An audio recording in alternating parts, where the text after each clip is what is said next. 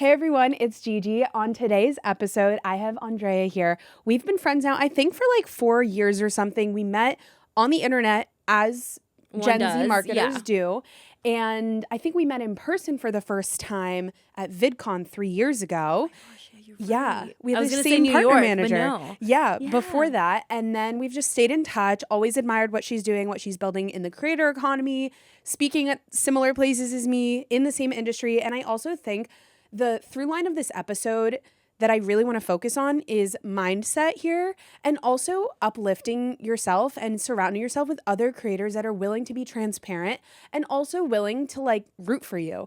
I think that's something we've always talked about. So we're going to get into it. All right. Yeah. Welcome to Creator Etiquette. Oh my gosh, I'm so excited to be here. As you know, I'm obviously your friend, internet friend as well, but such a fan of how you move in the world. Like I always talk about, like, whenever I'm looking for like an example of what like a true hustler is, I bring you up a lot because I feel like if there's somebody that I'm like, she asks for it. Like you quite literally like are not afraid to shoot your shot. And that is so admirable because in a world of, oh, I can't do this, because you're always a person that just goes, oh no, I'll figure it out. Or do you know somebody that could connect me? Like you've never been afraid to just ask for that. And you've been so just like fearlessly and courageously out there all the time that it's just like, how could I not want to be around you, you know? So just grateful to be here. And I know I just saw you at Cannes. Yeah. So a lot to debrief on that part. But yeah. So much to debrief. And I think something else that literally while I was on the plane here, this girl who I think we had a coffee chat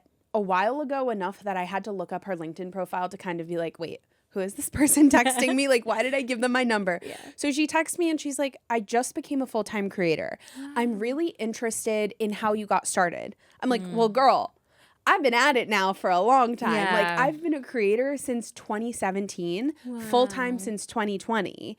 So when you put that into perspective, I was kind of like, wow, I've been around. Yeah. So almost a decade. Yeah. Literally. Which is really shocking. I don't want to date myself here, but no, I mean, absolutely do. I feel like, especially in this industry, it's like you're a veteran at it because it's such an industry that just rose up a few years ago even. Yeah. Like we're talking about Instagram launching in 2013, if I'm not mistaken, and whatnot. So like that was 3 years after. Like that's huge. Yeah. So the other piece of it that I would love your perspective on is like you have a company that you're building right now, a startup, all about how to help creators grow and scale. And a big part of that is the way that they're managing their deal flow, the way they're managing their inbound, their emails, their comms, and all of that. And you and I both know that's essential when you're starting. Absolutely.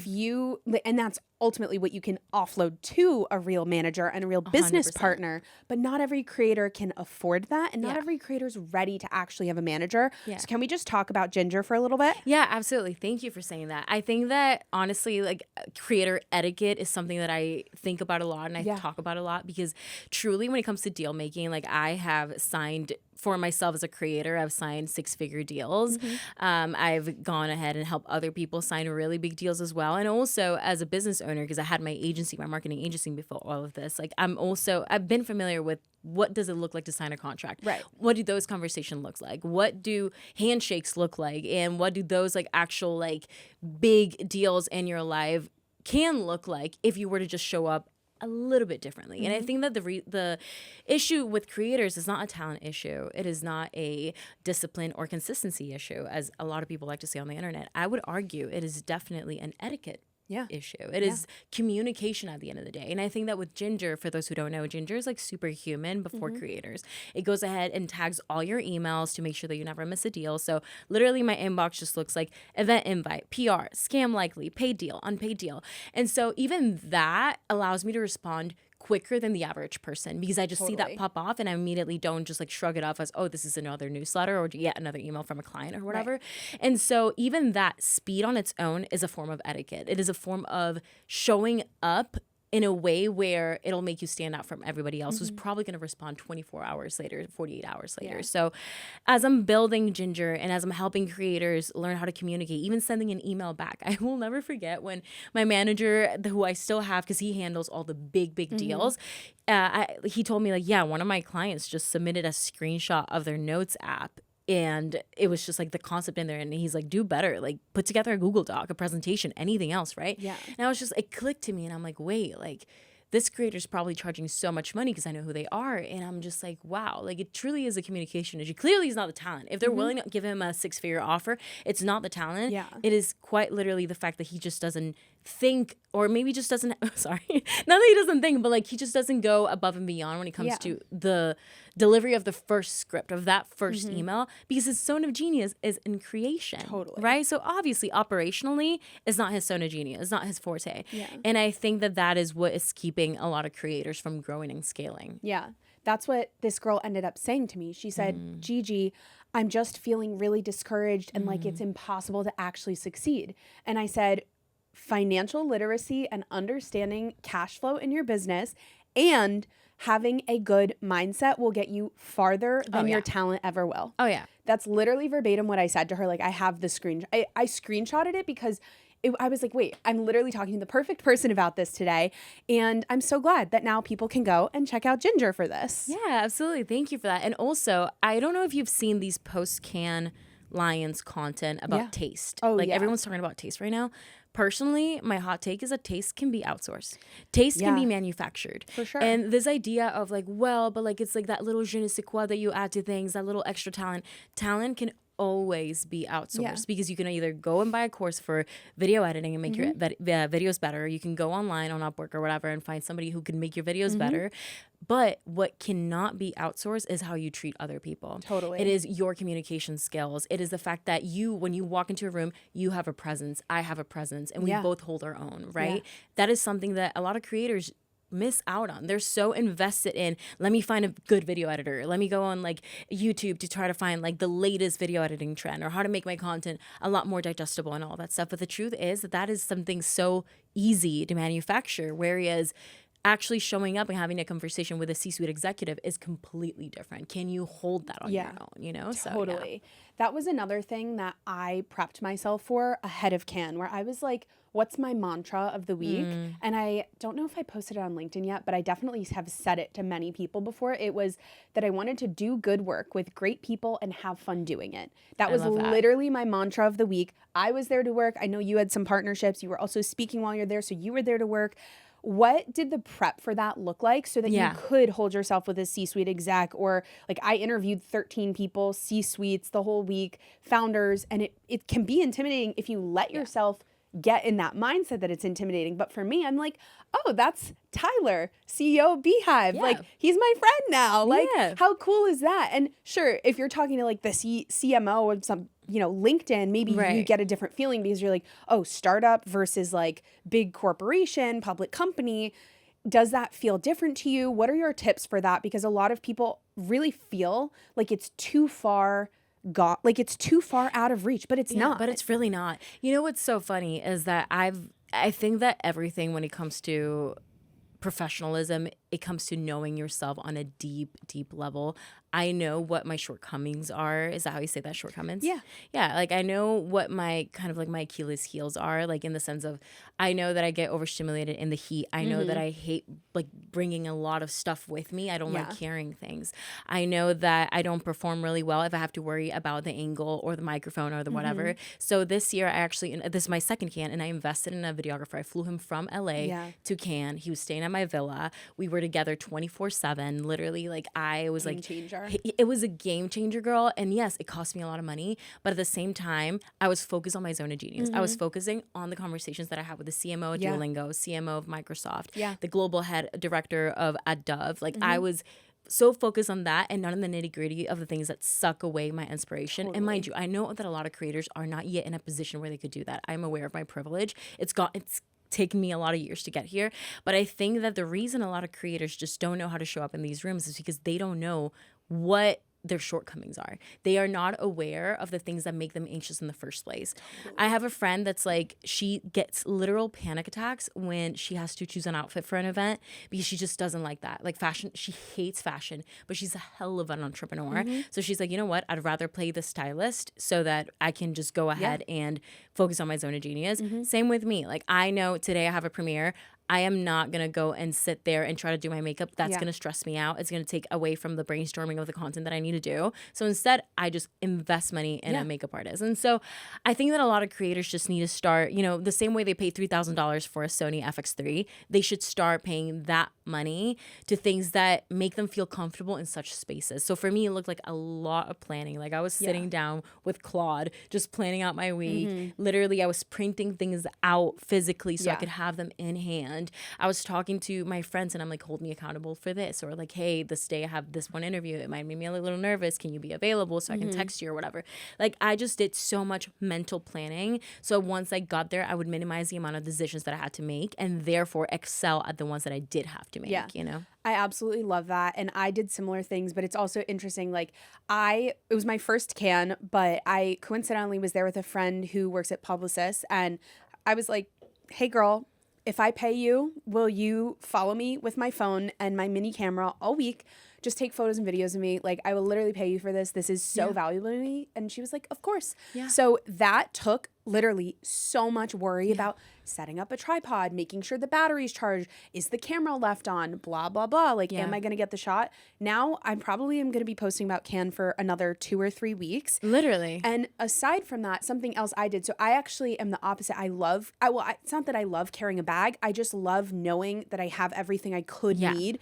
For example, Band-Aids, snacks. Like if I get hangry, forget it. Like my friend, I think I'll never forget it. She said that there was this moment where she saw like I hit a wall. Yeah. And it was like overstimulation, the heat, everything, maybe hadn't eaten. She was like, hey, just sit down, drink your water, go into your little snack pouch, get your snack.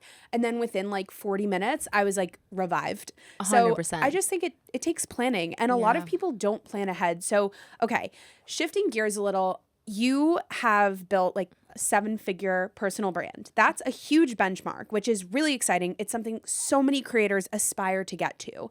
So a big question I have is about the mindset and what did you have to remove from your mindset that enabled you to start charging more, that enabled you to get to that next level? Because a lot of people, again, think it's so far out of reach. Yeah. But what changed about your mindset? What changed about what you were doing that allowed you to really excel and make that jump? Absolutely. Okay, so there are a few things that come to mind. The first one is I'm an immigrant. I came to the United States by myself at 17 from Latin America. My parents stayed in Panama. The rest of my family's in Venezuela, and they were recently affected by the earthquake. So wanted to shout out Venezuela here because like it's been a tough time for us. All of that being said, because I'm an immigrant and because I grew up with immigrant parents who would move from country to country trying to figure it out, trying to find their footing, I grew up with this belief that in order to make money, I had to quite literally have blood, sweat, and tears on the table. Like I thought that had to be part of the equation. And then I just started surrounding myself with other people who, instead of valuing physical labor, they valued a lot mental labor instead. So instead of having them to be like outside in the sun at a farm, or instead of having to sell fruits or having to have a little store and sell cell phones like my parents did at some point, they were out there, having parents that were consultants or lawyers and whatnot. And that, that level of privilege, me being exposed to that and me not being afraid of leaving not necessarily my community, but like stepping into other communities and seeing how they lived, exposed me to expanders, people who were like, you know what, girl, you don't need to sit there 12 hours working for somebody else. You could easily do this other thing and start getting paid for thinking. And that is when I remember I was watching Chris Do videos in 2020. Love Chris. And he was talking about this thing about how he went from quite literally designing for other people to selling his thinking. And I'm like, what is that? Like if my immigrant parents would see that, they'd be like, nah, he's definitely scamming people. And then I understood the value of that. So I think the first thing that I would do, or that I would recommend to somebody who's trying to figure that out, is find expanders. Find people out there. Like go out of your community. Quite literally search on TikTok or on LinkedIn hashtags of, 7-figure business or 7-figure personal brand or from broke to millionaire, like something along those lines that allows you to expose yourself to a different form of algorithm and start looking at their stories. Because had I not had the expanders that I had, such as Anish, Thomas Ma, and so many other incredible men and women in my life who told me, hey, this is not the only way, I would have probably never been here. So that's one thing. So find expanders as much as you can. The second thing is understanding that money making 10 years ago, it is not the same as it is right now. And it's actually more in our hands than we think. Like, I think people think that making money is still in the hands of the government. And while that may be true to some extent, I think it's shifted from institutions to individual trust, right? So back in the days, we would believe, a Microsoft over a person telling us you should use this tool, right? Now Microsoft is hiring individuals so that they can do the advocacy for them. So in this case, it's like, okay, I'm aware of my power as an individual. I'm aware of my power as a storyteller. What does that look like financially for me? And it may look like digital products. It may look like a membership. It may look like a podcast that you can monetize. It may look like branded content. It may look like so many different things. And it's really, we're at the age right now where we can start defining that on our own. So that's the second thing. It's like, start defining what you would like to do and kind of like work backwards from that. Like, if you know that at the end of your life, you would want to be a la Tony Robbins, a la Oprah, sitting down, what would it take to get there?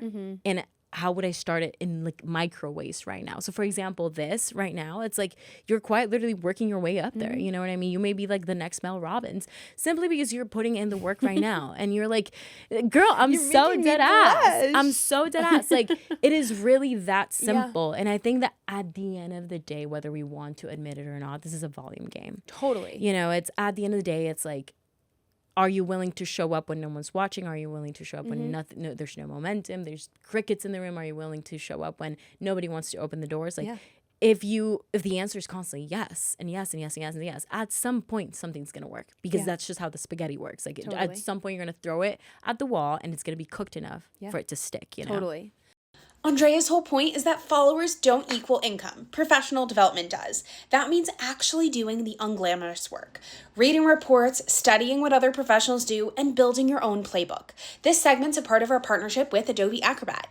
Drop your research, the reports, the case studies you're collecting into a PDF space and start chatting with it directly to pull out the insights that you actually really need instead of rereading all of those documents. Acrobat also turns on the AI assistant for any document you open, so you can ask it questions instead of skimming through. Building a career takes real input, and Acrobat helps you digest it faster. Learn faster wherever you're building, and try Adobe Acrobat today.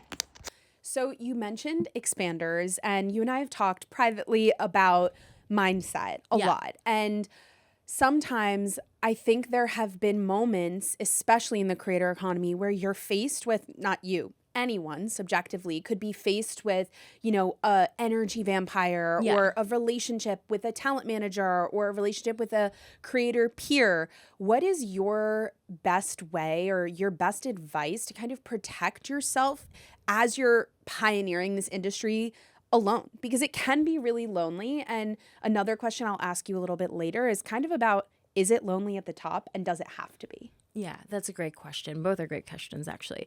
Unfortunately, I've learned the hard way that there are such things as energy vampires, whether people want to admit it or not. And I think that we all are some at some point. Yeah. I think that all of us in one way or another have shown up in a room or in a person's life in a relationship where we take a little bit more than we give. And this goes for vice versa. Like, it happens so much that other people take more than they give. And I think that not taking that personally was the starting point. I think that so much so I would beat it happened so often in my life in the beginning where I was just trying to give, that then I would blame other people for that, when in reality it was just my lack of boundaries. So I think that if there's any superpower you have to develop and you have to practice is just as much as you brush your teeth and shower every morning, is discernment. And that for me comes down to faith. I think I sit down with, whatever you want to call it in my life is God. Like, I sit down with God and I'm like, can you make sure that I have the discernment? Like, I'm not asking you to remove the people. I'm asking you to put the thought in my mind, the feeling, the intuition to know if this person's not meant for me.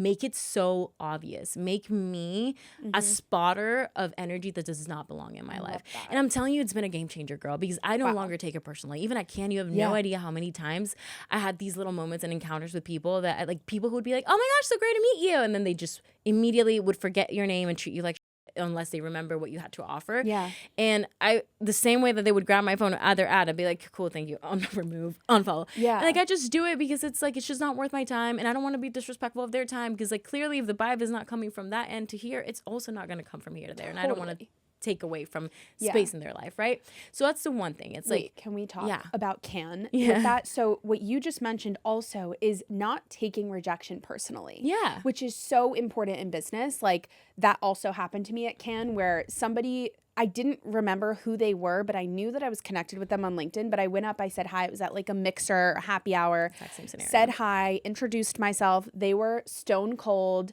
probably the nastiest people I've ever actually had a face-to-face interaction with. And I was just like, okay, cool. Yeah. Not for me. That's fine. We can stay LinkedIn homies. That's fine. We don't have to talk. Yeah. But at least, you know, and then I had another encounter where I did meet someone who at first I was like, oh, hi, you know, I'm Gigi. She goes, oh my God, yeah, I see you all over my feed. And this was like head of department at a big talent management firm. And at one point I really wanted to be signed with them. And so I felt this like, oh, that's cool. She knew my name. Like she recognizes me, but at the same time, she was there with her other talent. And for me, I didn't take it personally that I'm not a good fit for that talent management. Right. But if I ever needed something, if I ever wanted her talent as a guest on my show, Right. she knows I'm trustworthy. She knows what I'm up to. And I think there's like some beauty in allowing that rejection to just be something that can inspire you to do something else. Yeah, no, 100%. And that's why at the end of the day, it's like how I move is Yeah. nobody else's business. Like love if you're that. nasty to me, Bye. I will still meet you with a hello. I'm like, Yeah. thank you. And then I just walk away because Totally. it's first of all, it's my energy. It is my place. And also it's my brand. Like Yeah. I'm not going to let a MF go walk around saying that I was rude to them because that's not Yeah. who I am, you Me know? too. And just because you were like that to me doesn't mean that I'm going to reciprocate. I'll just be like, okay, this is not for me. Thank Yeah. you. And I'll just walk away. But it's exact same scenario. I walked up to somebody because we're quite literally in the same group chat Yeah. of like people at Canada Yeah. or whatever. I'm like, hey, how's it going? Hi. And then the girl next to Okay. I had met the night before, and she was also like, I have the footage, girl, by the way, because my videographer Oh man, it's was so funny. No, I have the footage. Wait, is our footage cute? No, our footage is so cute, actually. But literally, like, I watched it last night because I was literally reminding myself because I was feeling the feeling of rejection again last night for some other reason, and I was like, oh, that hurt. But honestly, like, I don't care because it's just irrelevant. And it says more about them than me, right? And something along those lines as well, not to cut to a completely different topic, but even I compete at pickleball now. Like it started off as a hobby Yeah. and now I'm competing like for funsies. So cool. And my pickleball partner gets really frustrated because anytime we're playing mixed doubles, people just go target the girl because according to them, the weaker player. And he gets really upset because he's like, wow, they didn't give me the ball at any point and we lost because they could just kept smacking and being mean to you. And he gets so mad. And then I'm just like, why are you mad if that's how the game works? Like, I'm not out here taking it personally that I'm the underdog. That's okay. It means I just need to get better. If they beat me, it just means I need to get better, period. There's not a thought in my mind that goes, they don't deserve it. Why are they there and not me? I should have won because of this. Right. That's just been deleted from my brain. This, I guess, like, I don't know why we all play God. Why do we play judges of whether somebody deserves something or not? You don't know what they're going through right now. You don't know if they've been working their ass off for 10 years. Who am I to sit here and be like, you just beat me because you are more privileged? Like, there's systemic and historical factors, sure. But at the end of the day, it's my responsibility to be better. Totally. And my mentors taught me, like, if somebody else gets a deal that you didn't get, you just need to be better. Yeah. And I'm like, okay, I'll work on my craft at it. So it goes down to that as well. I love that you said that. One of the quotes that my listeners have heard me say a lot is do today what others won't so that tomorrow you can do the things that others can't. Period. And I feel like that was like some famous guy said that. That wasn't me. Don't worry. I'm not that prolific. But Ask Claude to paraphrase it and then claim it as your own. yeah, I don't know who exactly did it, but It's okay. It was probably just a man. it was definitely man. I've looked it up before. I just don't want to misquote him right now. But I love that quote. And it's always been something that, like, anytime there's an opportunity that I see for myself, I'm like, what friends can join me? Right. Like, I'm never, like you said, there's never been a moment where I've been like, oh no, I don't want my friends around. Like, I don't want to Right. bring my friends with me.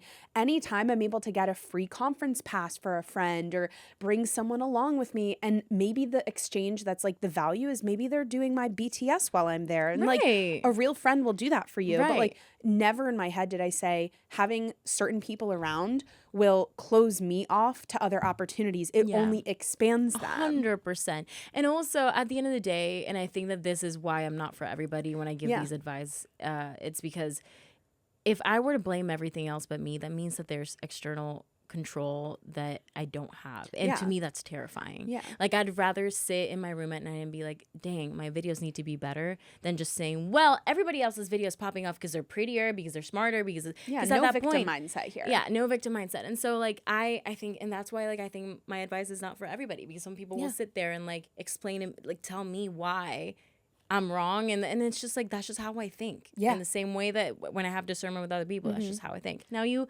asked me something else, and Yeah. is it lonely at the top? Yeah. It I've is been feeling this a lot lately. Well, I don't know what you think, but it is really lonely. I am. It doesn't have to be. It doesn't have to be. And honestly, it's not when we reach out. Yeah. But here's what happens. I think that we all see how much work we're all putting into our craft, that sometimes it's hard to reach out to our peers, especially because I don't know about you, but a lot of my friends are in the industry. Yeah. And they're very hard workers, and I see them showing up every single day. So sometimes I don't want to take away from their day by saying, hey, I'm sad. Can you give me some motivation? But the truth is that that's what we need sometimes, you know? And I have been feeling this, like, feeling of loneliness. And so, and it's not necessarily because it's lonely by default because there's not many of us. I would argue that there's a lot of us. Like, I see my friends winning every single day, and I see them at the peak of the mountain every single day. Totally. But the thing is that it's just, we're just so hyper focused in our own little worlds that it becomes lonely as a result, right? So I've just started, like, I literally sat down the other day and I'm like, okay, I'm lonely and I know my friends are lonely. How can I create spaces where we're together but working separately on things? And that's just been co-working sessions. Love it. Literally, like, just FaceTime in silence as we both work. I love FaceTiming. Like, yeah. And so we it's do just it? like, I'm creating spaces for that. But yeah, to me, I don't know how you feel. How do you feel? Yeah, it's been something I actually was, like, reflecting on it last week. So I have been traveling almost every other week since the beginning of March. So it has been, like, when people are like, oh, Gigi, can we catch up? I'm kind of like, unfortunately, no. Like, a friend called me as I was getting off the plane this morning on FaceTime. I was like, sorry, can't answer. Getting my bags, getting right into a car, have to, like, literally go do 3 podcast recordings and prep for my entire week where I'm doing speaking gigs and client shoots and dinners with people at brands that I want to work with. With brands, with people that are at the brands that I want to work with. My God, that was a tongue twister. And I was like, I'm so sorry. I'm honestly not going to have time to catch up with you until next week. And at this point, one of my boundaries, and it's not to be a bitch, it's literally like when I was in Cannes, I set a precedent with my family. I set a precedent with my boyfriend. I set a precedent with my friends. And I said, I love you guys so much. I am having these 14 to 17-hour days in 100-degree heat, walking 30 to 40,000 steps a day, carrying a 20-pound bag. I do not have time to catch up. It doesn't mean I don't love you. I will send you updates. Otherwise, you can see them on Instagram. I promise I will give you the lowdown when I'm back. And by the way, when I'm back, do not ask me to make any decisions because I just need to, like, chill the heck out and relax. And they were respectful of that. And then yesterday I caught up with my friend for like 3 hours. So much had happened in her life, and she has a puppy, and, like, I learned all this stuff about her life, but not every friend does that. Also, not to mention, like, we're 28, right? You're 28 also. Like, we're at this pivotal age, which Mel Robbins does talk about a lot, like the great scattering that happens right after college where everyone moves away. I'm in the suburbs. Like, I literally live my nice suburban life. I love the suburbs. It's, like, actually very grounding for me. Like, because I'm doing all this traveling and I'm really into Ayurvedic practices and whatnot. So, like, the air energy, I don't remember what the specific word for it is, but, like, because I travel, I can get so wrapped up in, like, air energy. And what I need to recharge is the grounding. So the suburbs is much better for me than if I were to live in the city in a high rise, because I would already be in high energy. So there's no place I can get grounding, which leads me to burn out. So I started doing this, like, introspective kind of mindset, whole body, I guess, like, mind body connection, just, like, looking internally to try to understand, like, what is it about the way I work, the work that I'm doing, and the people I surround myself with, and how can I best communicate to them what I need to be the best friend. And honestly, the past yeah, 6 months, it's been hard. Like some people are like, I've seen all your work. I'm like, great. You haven't asked how I'm doing. Yeah. I And would that's say hard. though, just to challenge that thought too, it's just the price we pay for that is hefty though. True. Because I've had friends that have sat me down and be like, hey, like, just because I'm on a 9 to 5 and I don't have like a crazy schedule like yours where you're traveling half the month and we don't see you and whatnot, does not mean that I have to show up for you when you need me, because like you haven't been showing up for me. So I think that, it's very valid. Like this is just a price and I will fully pay for it though. And I believe that you do too, in the sense of like, I have friendships where I have to show up and over deliver when I am present. Totally. Because otherwise, like I just wouldn't be able to keep them up. I've had friends that have actually left my life because they don't think I prioritize them enough. And that is so fair because it's not to them I'm a bad friend, because objectively I am a bad friend. I don't show up for my friends every single day as much as like a person on an average 9 to 5 that goes to third place after work would normally do. Totally. I'm not available to FaceTime every single day. And you don't have the energy to. And I don't have the energy. And so to some standards, I am a bad friend. And I'm aware that that's the price that I pay. With my parents, I actually had a very bad situation happen a few days before Cannes. And I called them and I'm like, I love you guys. I will take care of like, your base needs for this. And there was no death in the family or anything. It's just like a bad situation that honestly, it's none of my business, you know? And so I had to set the boundary with them because we've had this boundary before, Liz. You don't text me unless I text you. Because my parents, they're Latino parents. They're very dramatic. And I one day had my mom call me in the middle, right before I was about to walk on stage. I was getting mic'd. And then she called me, your aunt had a stroke. And I'm about to go on VidCon, one of my first keynotes at VidCon, in front of literally hundreds of people. It was a full room. And I was like, why would you tell me this right now? Like, I love my aunt, but like, is she dead? Like, what happened? She's like, no. She's like at home now. But, like, she had a stroke. And it's just like this like constant collective grief in our community where if I'm feeling something, you have to feel it too. Otherwise, you're a bad daughter, right? And so I think that that's something that I had to get over. And I had to set these rules with my parents. And then recently at Cannes, it was reflected again where I told them, do not text me unless I text you, unless it's an emergency, you need me, whatever. Please don't do that because it costs me a lot. It costs my mindset. And my mindset is the only thing I cannot outsource. Yeah. Think about it. I can find another video editor last minute, another videographer, another assistant. But my mindset is the most precious thing that I have to protect. And then this honestly just also carries on my friendships where thank God I have a core group of friends that understand that, but they also set their own boundaries. For example, my friend Manny is like, please do not text me if you're going to start a conversation, then ghost me midway. Like, finish the conversation. Please do not, like, he's a trainer. So he has literally hardest working I know. Back to back to back to back. If I reschedule last minute, he just missed out on money, right? And so I know with him, I have to show up on a completely different standard because he's given me ultimatums before. But this is why our friendship is so healthy. We've been best friends for 9 years, barely ever have had real conflict because we communicate really well. Then my best friend, Sarah Pearl, like she is booked and busy. Love her. She's booked and busy. And like I was so used to like our morning calls, but recently she's gone through a very locked in season in the morning and I wake up late for her time because she's Eastern time. And so I'm like, girl, why are we not calling? And she's like, girl, I'm locked in right now. And I have to respect that and have to honor that, right? And so like the same way that she did with me when I was going through those seasons. So it is lonely at the top, but I will say that it's just the price we pay for the journey we're on. Yeah. And I think something else that I've also tried to figure out is like, okay, if I'm sending a text and that's all I have capacity for, like sometimes I'll even, like before Cannes, my friend had a tragedy in her family and I basically texted her. I was like, I'm thinking of you. Like I've checked in so many times on text, like we weren't able to get on a call. I'm thinking of you. Let me know what I can do. I'm so sorry, but like I also am about to be going 200% and I will not have capacity this entire week. It doesn't mean I don't care. Please update me if you can, like every single day. But I don't know if that was taken the right way.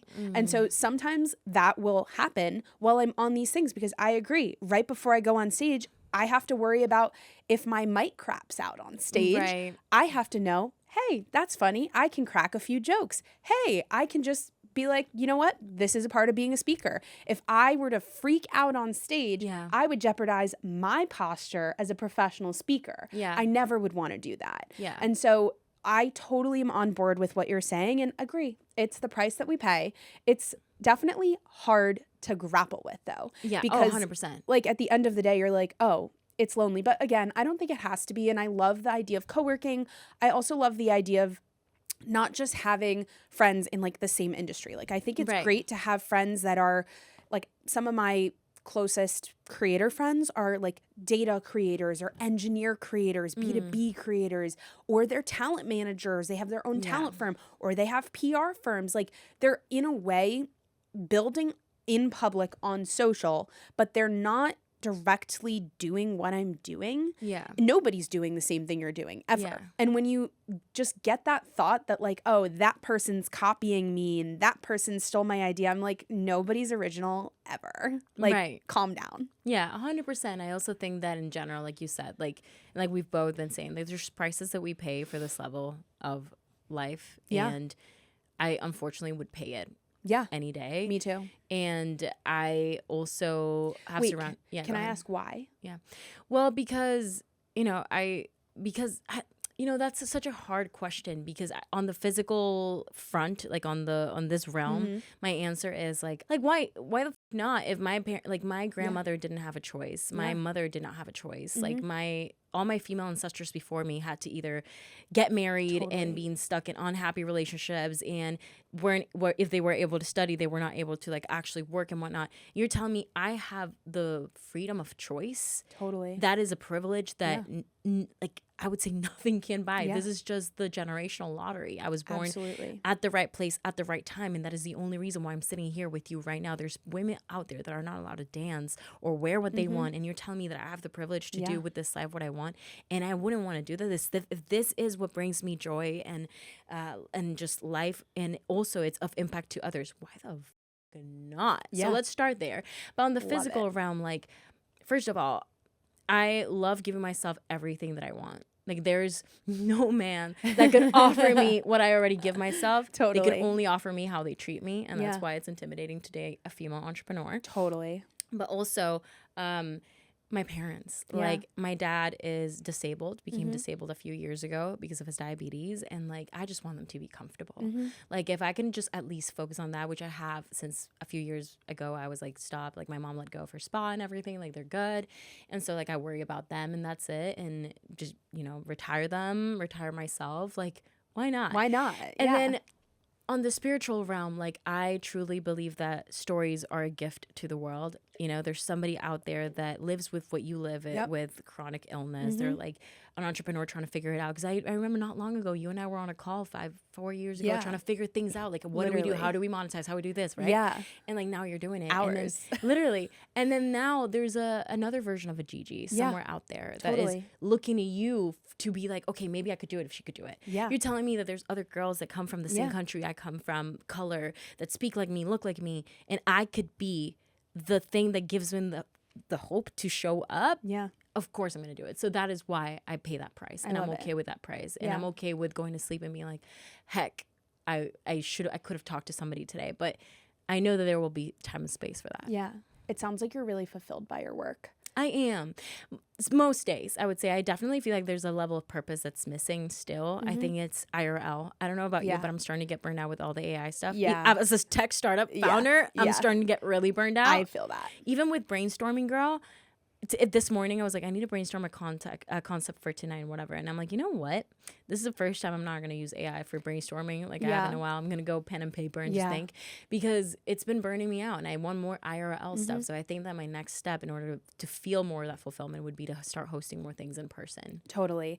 I am also going to be doing that. One of my side quests is cooking. So actually on my What? lifestyle page, I'm going to be doing more cooking content. Oh my gosh. Yeah. I'm so glad that you're back to that. Yeah, I know. She's back. And actually, a boundary I had with cooking content was that I didn't ever want to post about cooking content or like my arts and crafts background. So you wouldn't have to monetize it? Yeah, because I was like, this brings me joy. Like, I don't want to do what I love doing for content to make money and then not be fulfilled by it anymore. Yeah. But it's been a new challenge. And I was speaking with JT about this, where I was like, how can I get fulfilled by this? He said, look, Gigi, like if you're starting cooking content today on your page today, even though you've built the audience for that, number one, you don't have the setup that your favorite cooking content creators have. And I'm like, you know what? You're right. Like, thank you for giving me like the reminder and the permission to also fail and be bad at it. Like, Yeah. my cooking videos are not good, but I'm okay with that, you know? But is the food good? Yeah.